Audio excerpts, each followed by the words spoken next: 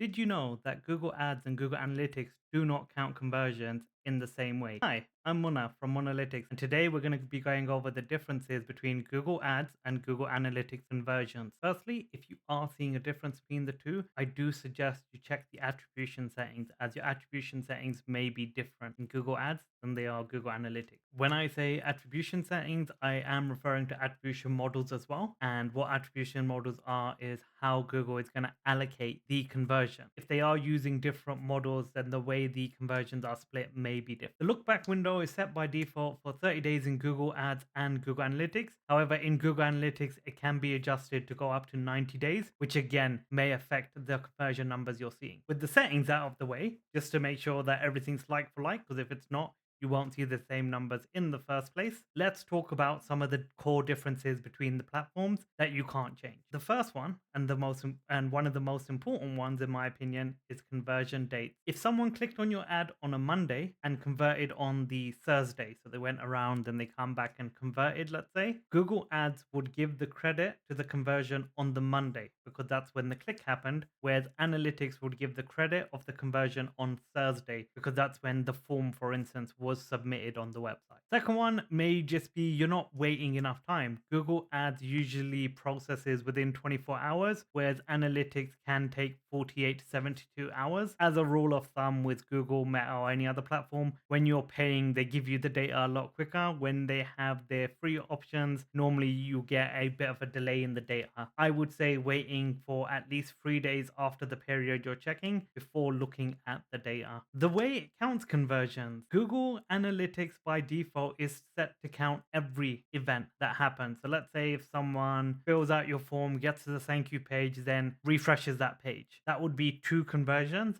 unless you change it in Google Analytics to count only one conversion. Event name. This is a little bit of a weird one, and hopefully they will fix this in the near future. But in Google Analytics 4, if your event name is more than 40 characters and you try and make it a key event or a conversion, what will happen is it will not show up because for it to become a key event, it needs to put underscore C at the end. And when it's over 40 characters, for whatever reason, it can't do that. And because it can't do that and it doesn't have underscore C at the end, it doesn't get marked as a conversion or a key event. Cross device tracking. Google Ads is a lot better at this than Google Analytics. Google Analytics can do it as well if signals are enabled. But again, general rule of thumb, when you're paying for information from Meta, from Google Ads, whoever it is, a lot of the options are a lot better. You get access to things you don't get access to organic. And the last one, which may have the biggest impact in today's day and age, is user consent and ad blocking. These ad blocking tools or the cookie based tools that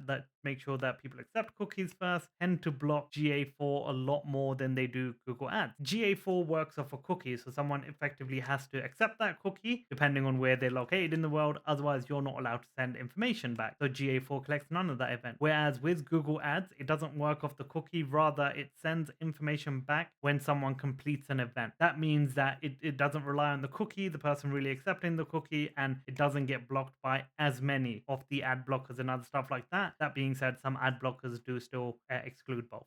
Another item is view through conversion. Historically, Google Analytics wasn't able to provide view through conversions. For example, if someone watches a YouTube video, does not click, and then completes the conversion, if you had it set up in Google Analytics, that would not give you the view through option. If you had Google Ad Tags set up, it would give you that view through option, and you can see how many people watched the video and then came back later to convert despite them not having clicked on the ad or the video itself. GA4 key event or conversion tracking allows you to track across your whole website in terms of all of the channels that go to your website, whereas Google Ads only cares about Google Ads. I would always set up Google Analytics because it's going to give you the holistic view of how your organics doing, how referrals are doing, emails doing, or any other channels you are using, as well as other information generically on your website, page views, session, event time. I personally do not import these conversions to Google Ads to use as a conversion event in Google Ads, not a primary event at least. Why use Google Ads conversion tracking? Better cross-device capability, less likely to be stopped by ad blockers, additional conversion types available in Google Ads. An example of this would be click to call. It's when someone someone clicks on the ad itself, it has a little call button on it, as well as, let's say, directions. When you click on the directions on the ad, it takes you to Google Maps and shows you how to get to that office or something else. Those won't be tracked in Google Analytics because the individual did not hit the website, did not get a cookie, did not trigger any of the analytics. And the ability to see view through conversion. What I usually do on account is I do have the Google Analytics conversion pulling into the account as well as my Google Ads conversion. By setting it as a primary conversion for the Google Ads one, it means it will optimize towards it. So if I'm using target CPA, max conversions, will optimize towards it. And then I have the GA4 as a secondary. Secondary just means I can go into the conversion tab, it can count the figures, and from that we can see the discrepancies. That way I can kind of